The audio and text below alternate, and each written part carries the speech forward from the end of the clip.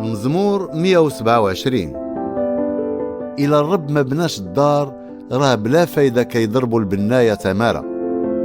إلى الرب ما حفظش المدينة، راه بلا فايدة كيسهر العساس. ما كاينة فايدة إلا كتفيقوا بكري وكتنعسوا معطلين، وكتضربوا تمارة على ود المعيشة. راه الرب كيرزق اللي كيبغيهم وهما ناعسين. الولاد هما ورث من عند الرب وبركة من عنده.